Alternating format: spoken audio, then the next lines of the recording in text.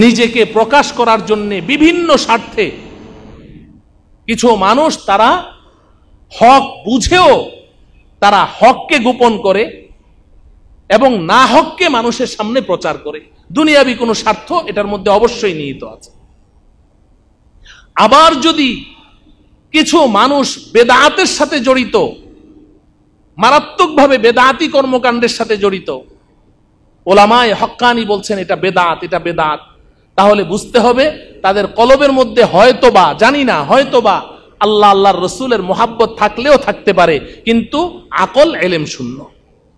এই দুইটা সমস্যা। এজন্য এখন কি করতে হবে আমার প্রিয় তালিবুল ইলম ভাইয়েরা, এখন দুইটা পাত্রই ভরে রাখতে হবে। এই হলো আমার শেষ কথা। আকলটা কি দিয়ে ভরতে হবে বলেন? কি দিয়ে ভরতে হবে? এলেম দিয়ে ভরতে হবে। এই আকল নামের এই পাত্র আমরা এলেম দিয়ে ভরে রাখবো তো ইনশাআল্লাহ? সময়কে কাজে লাগাবো তো ইনশাআল্লাহ? সামান্য মাত্র সময় আমরা নষ্ট করব না, কারণ আমি শুরুতেই বলেছি সবচেয়ে দামি বস্তু আল্লাহ রব্বুল আলামিন আমাদেরকে দিবেন বলেই এই জামিয়াতে আমাদেরকে নিয়ে এসেছেন। অতএব এখানে আমাদের কাজ হবে, আমি আছি, আমার কিতাব আছে, আমি আছি, আমার উস্তাদ আছে, বাস ওতন সে হাম ক্যা করেंगे, মাদ্রাসা है वतन अपना, वतन से हम क्या करेंगे, मदरसा है वतन अपना, मरेंगे हम किताबों पर, वरक होगा कफन अपना। আমি বাড়ি দিয়ে কি করব? বাড়ি তো আমার মাদ্রাসা, মাদ্রাসাই তো আমার বাড়ি। মরেঙ্গে হাম কিতাবোं पर, वरक होगा कफन अपना।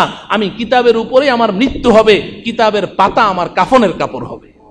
বাস এই প্রতিজ্ঞা নিয়ে আমি এই মাদ্রাসায় পড়ে থাকব, কারণ আমার আকল নামের পাত্র এলেম দিয়ে ভরতে হবে। আর পাশাপাশি কি করতে হবে? যখন যেই মাসআলাটা আমি কিতাবের মধ্যে পড়ব, যখন পড়ব তখন থেকেই আমল শুরু করে দেব। পারবো তো ইনশাআল্লাহ? শয়তান আমাকে বুঝায়, আমাকে ওয়াসওয়াসা দেয় যে আরে তুই তো এখন তালিবুল ইলম, তুই তো এখন ছাত্র, এখন তো তোর কাজ হইলো এলেম অর্জন করা, এখন এত নফল নামাজ পড়ার দরকার কি, এখন এত আউয়াবিন পড়ার দরকার কি, এখন এত তাহাজ্জুদ পড়ার দরকার কি, এখন এত জিকির আজকার করার দরকার কি? এখন না, এখন শুধু তুই এলেম অর্জন করবি। যখন তুই ওস্তাদ হয়ে যাবি তখন তোর হাতে অনেক সময় থাকবে, তখন তুই এই ইশরাকের নামাজ পড়বি, চাশতের নামাজ পড়বি, আউয়াবিন পড়বি, তাহাজ্জুদ পড়বি, তখন তাসবিহ পড়বি, 3 তাসবির আমল করবি, তখন সমস্ত আমল করবি। শয়তান এভাবে আপনাদেরকে বুঝাতে থাকবে। না না আমার প্রিয় তালিবুল ইলম ভাইয়েরা, না, আল্লাহ ওয়ালা বুজুর্গানে দিন তাদের ছাত্র জমানার ইতিহাস পড়ে দেখেন। আমি শুধু একজনের কথা বলেই শেষ করে দিচ্ছি। হাকিমুল উম্মত মুজাদ্দিদুল মিল্লাত হযরত মাওলানা শাহ আশরাফ আলী থানভী রহমতুল্লাহি আলাইহি, নাম শুনেছেন? আশরাফ আলী থানভী রহমতুল্লাহি আলাইহি মুজাদ্দিদ ছিলেন। মুজাদ্দিদ, মুজাদ্দিদ কাকে বলে ওটা বলার সময় এখন নেই, ছোট ছাত্ররা বুঝবেও না। মুজাদ্দিদ ছিলেন একজন মানুষ, উনি তার জীবনে 1200-র উপরে কিতাব লিখে গেছেন। সুবহানাল্লাহ, কত কিতাব? 1200-র উপরে তিনি কিতাব লিখেছেন, ছোট বড় মিলে। হযরত থানভী রহমতুল্লাহি আলাইহি ওনার একটি ফতোয়ার কিতাব আছে ইমদাদুল ফাতাওয়া। এই ইমদাদুল ফাতাওয়া আমরা ইফতার ছেলেদেরকে পড়াই, যারা মুফতি হয়। ইমদাদুল ফাতাওয়া না পড়ে কেউ মুফতি হতে পারে না। ওই কিতাবটা যখন পড়বেন দেখবেন থানভী রহমতুল্লাহ আলাইহির কাছে কেউ লিখেছে, হযরত ইস মাসআলা কা হাল কিয়া है, এই সমস্যার সমাধান কি, কোরআন হাদিসের আলোকে জানতে চাই, প্রশ্ন করে।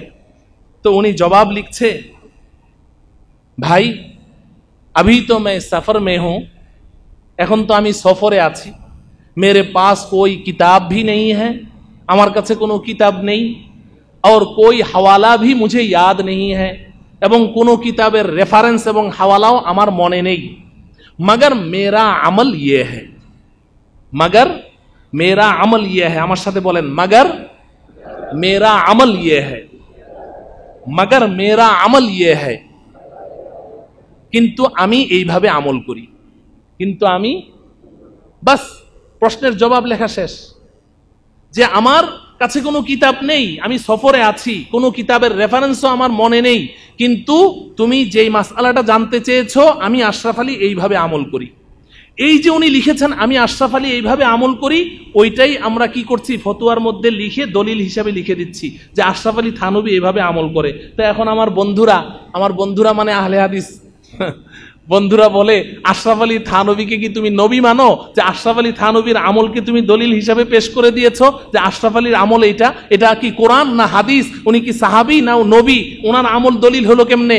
না না না, ওনার আমল দলিল হয়নি, ওনার আমল দলিল হয়নি, কিন্তু ওনার জীবনী আমরা পড়ে শুনে দেখেছি যে ছাত্র জমানায় যখন যেই কিতাবে যেই মাসআলাটা পড়তেন, যেইভাবে পড়তেন, সাথে সাথে হুবহু ওইভাবে আমল শুরু করে দিতেন। এটা হলো আশরাফ আলীর জীবনী, আমরা স্টাডি করে দেখেছি। অতএব আশরাফ আলী থানভীর আমল যেহেতু এইটা, অতএব আমরা 100% কনফিডেন্সের সাথে বলতে পারি কোনো না কোনো গ্রহণযোগ্য কিতাবে এটা আছেই আছে, কারণ উনি কোনো কিতাব দেখেই আমল শুরু করেছেন। অতএব আশরাফ আলী থানভীর আমল আমাদের জন্য দলিল না, উনি যেহেতু এভাবে আমল করছেন অতএব কোনো কিতাবের মধ্যে এটা আছে। এখন উনি বলতে পারছেন না, খুঁজলে তালাশ করলেই কি করা যাবে, পাওয়া। এতটা ওনারা ছাত্র জমানা থেকে এভাবে আমল করতেন। অতএব যখন যেই মাসআলাটা যেই কিতাবে পড়বো, সাথে সাথে কি করব, আমল শুরু করে দিব, সাথে সাথে আমল শুরু করে দিব। এই আমলের মাধ্যমেই আমার কলবের মধ্যে আল্লাহ আল্লাহর রসুলের মহাব্বত পয়দা হবে, আল্লাহ আল্লাহর রসুলের মহাব্বত পয়দা হবে। কারণ আমলটা করতে হবে রসুলের সুন্নত তরিকায়। আর নবীজি বলেছেন, মান আহাব্বা সুন্নতি ফাকাদ আহাব্বানি, যে আমার সুন্নতকে ভালোবাসে সে আমি রসুলকে ভালোবাসে। ওমান আহাব্বানি কানা মাই ফিল জান্নাহ, আর যে আমাকে ভালোবাসলো জান্নাতে সে আমার সাথেই থাকবে। সুবহানাল্লাহ। তাইলে আকল ভরবো এলেম দ্বারা, কলব ভরবো কি দ্বারা? আল্লাহ আল্লাহর রসুলের মহাব্বত দ্বারা। আল্লাহ আল্লাহর রসুলের মহাব্বত আসবে, সৃষ্টি হবে কিভাবে? প্রত্যেকটা আমল সুন্নত তরিকায় করার দ্বারা। আল্লাহ রব্বুল আলামিন আমার এই বিক্ষিপ্ত কথাগুলো থেকে সকলকে উপদেশ গ্রহণ করে আমাদের ভবিষ্যৎ চলার পথ নির্ধারণ করার তৌফিক দান করুন। আজকের এই হুব্বে রাসূল ফাউন্ডেশনের সমস্ত কর্মকাণ্ডকে আল্লাহ তাআলা কবুল করুন। ওয়া সাল্লাল্লাহু তাআলা আলা সাইয়্যিদিনা মুহাম্মদ ওয়া আলা আলিহি ওয়া আসহাবিহি আজমাইন। আসসালামু আলাইকুম।